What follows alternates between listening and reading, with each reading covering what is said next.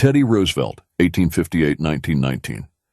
This audio are quotations of Vice President and President of the United States, Teddy Roosevelt, from the book Race, Riots, Reds, and Crime, compiled by his son, Archibald Roosevelt. Theodore Roosevelt, Jr. was an American statesman, politician, conservationist, naturalist, and writer who served as the 26th President of the United States from 1901 to 1909. He served as the 25th Vice President from March to September 1901, and as the 33rd Governor of New York from 1899 to 1900. As a leader of the Republican Party, he became a driving force for the progressive era in the United States in the early 20th century. His face is depicted on Mount Rushmore alongside George Washington. He also led the Rough Riders in Spanish-American War in Cuba, 1898. He led an expedition to Africa, 1909-1910, and another to South America in 1914.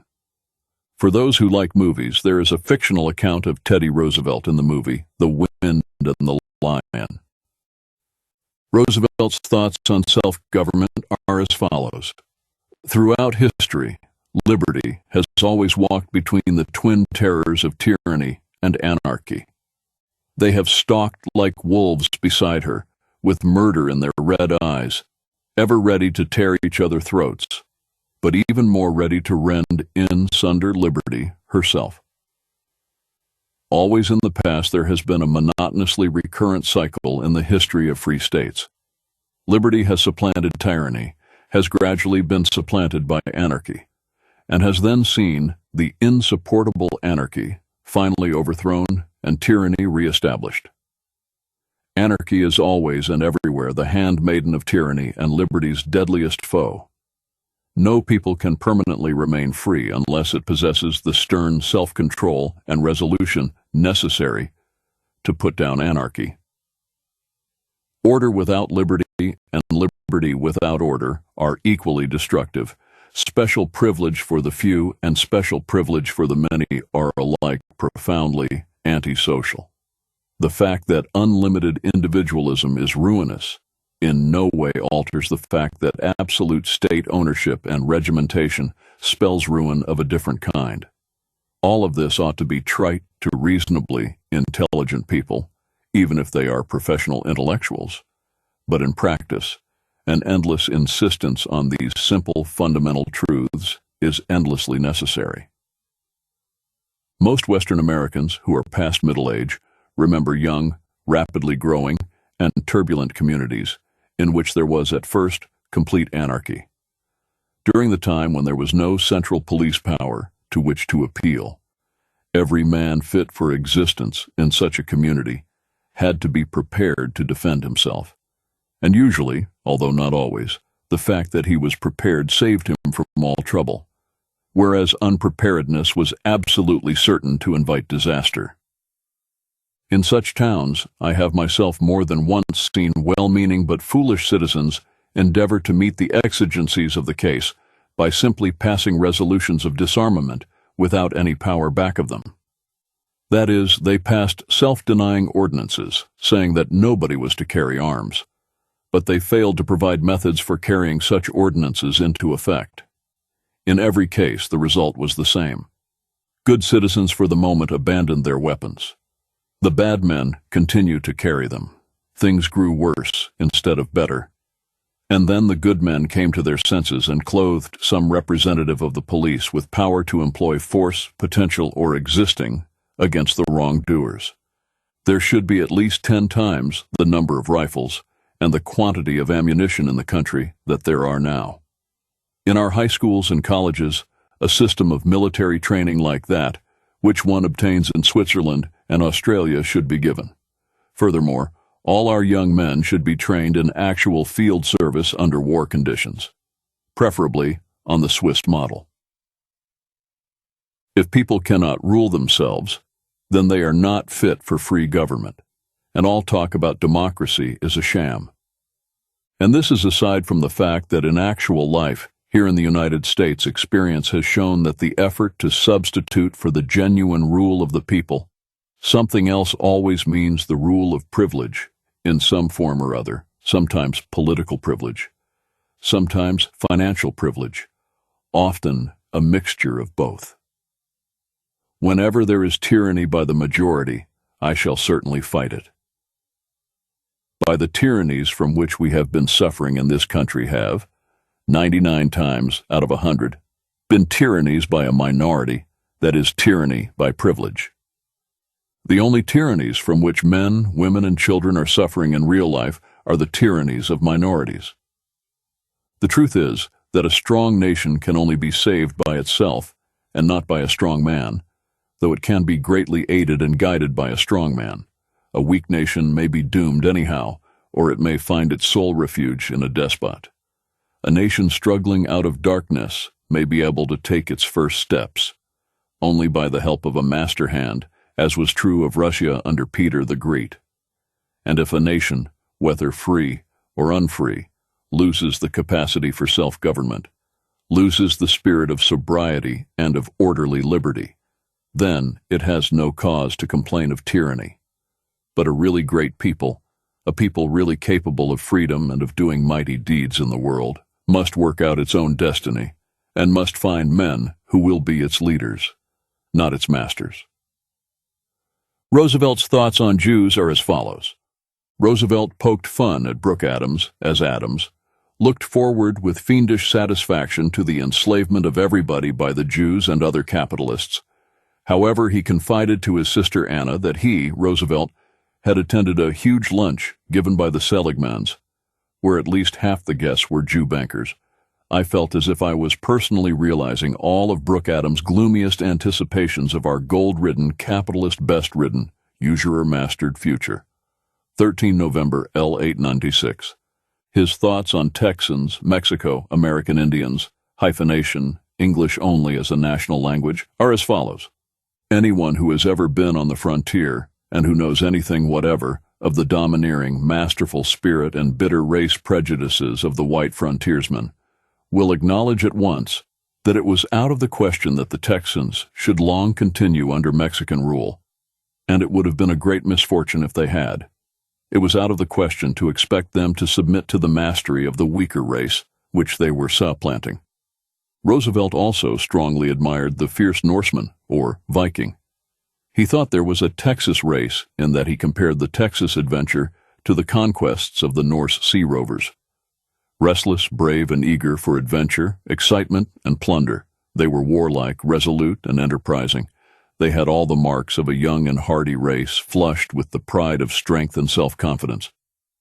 The taking of Texas from a race completely alien in blood, language, religion, and habits of life was to be expected from this domineering, masterful spirit and bitter race prejudices of the white frontiersmen. It was out of the question to submit to the mastery of the weaker race.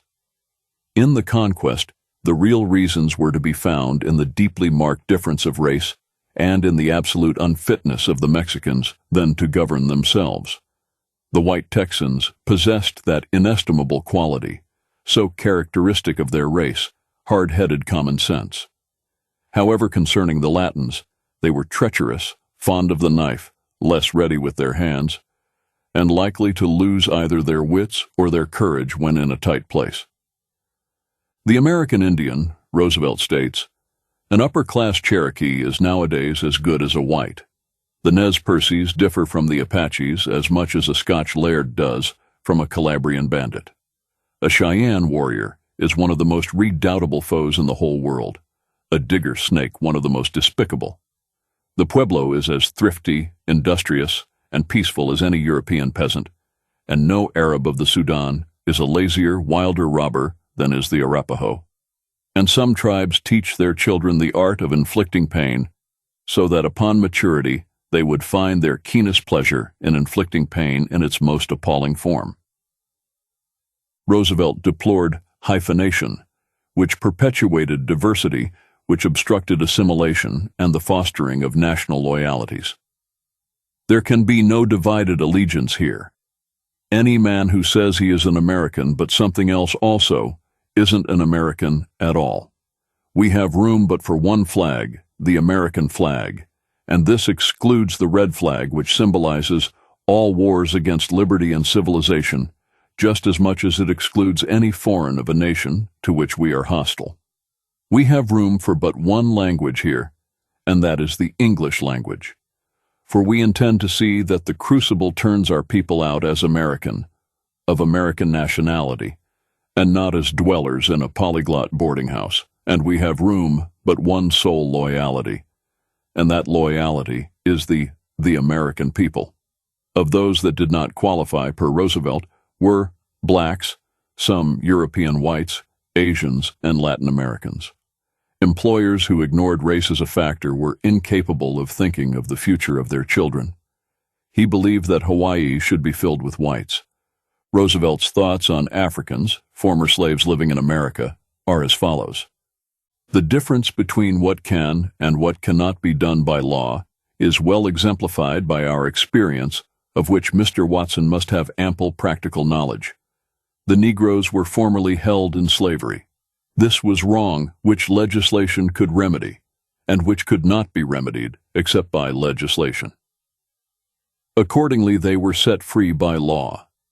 This having been done, many of their friends believed that in some way, by additional legislation, we could at once put them on an intellectual, social, and business equality with the whites. The effort has failed completely. Laziness and shiftlessness, these, and above all, vice and criminality of every kind, are evils more potent for harm to the black race than all acts of oppression of white men put together. Every colored man should realize that the worst enemy of his race is the Negro criminal, and above all, the Negro criminal who commits the dreadful crime of rape. And it should be felt as in the highest degree an offense against the whole country, and against the colored race in particular, for a colored man to fail to help the officers of the law in hunting down with all possible earnestness and zeal every such infamous offender. Moreover, in my judgment, the crime of rape should always be punished with death, as is the case with murder. Assault with intent to commit rape should be a capital crime, at least in the discretion of the court, and provision should be made by which the punishment may follow immediately upon the heels of the offense, while the trial should be so conducted that the victim need not be wantonly shamed while giving testimony, and that the least possible publicity shall be given to the details. The Negro slaves formed a very large portion of the town's New York City population, at times nearly half, for over a century after it was founded. Then they gradually began to dwindle in numbers compared to the whites, for although they were retained as household servants, it was found that they were not fitted for manual and agricultural labor, as in the southern colonies. During the first half of the 18th century, they were still very numerous, and were for the most part of African birth, being fresh from the holds of the Guinea slavers. They were brutal, ignorant savages, and the whites were in constant dread of a servile insurrection. In 1712, this fear was justified, at least partially, for in that year the slaves formed a wild, foolish plot to destroy all the whites, and some 40 of them attempted to put it into execution. Armed with every kit of weapon, they met at midnight in an orchard on the outskirts of the town, set fire to a shed, and assaulted those who came running up to quell the flames. In this way they killed 9 men and wounded some others, before the alarm was given and the soldiers from the fort approaching put them to flight. They fled to the forests in the northern part of the island, but the militia, roused to furious anger, put sentries at the forts, and then hunted down the renegade Negroes like wild beasts. 6, in their despair, slew themselves, and 21 of those who were captured were shot, hung, or burned at the stake. A perfectly stupid race can never rise to a very high plane. The Negro, for instance, has been kept down as much by lack of intellectual development as by anything else. But the prime factor in the reservation of a race is its power to attain a high degree of social efficiency. Love of order, ability to fight well and breed well, capacity to subordinate the interests of the individual to the interests of the community. These and similar rather humdrum qualities go to make up the sum of social efficiency. I have not been able to think out any solution to the terrible problem offered by the presence of the Negro on this continent, but of one thing I am sure, and that is that inasmuch as he is here, and can neither be killed nor driven away, the only wise and honorable and Christian thing to do is treat each black man and each white man strictly on his merits as a man, giving him no more and no less than he shows himself worthy to have. Roosevelt also stated most Negroes were like children, with a grasshopper inability for continuity of thought and realization of the future. They would often act with an inconsequence that was really puzzling. Dog-like fidelity, preserved in for months, would be ended by a fit of resentment at something unknown, or by a sheer volatility which made them abandon their jobs when it was more to their detriment than to ours. They appreciated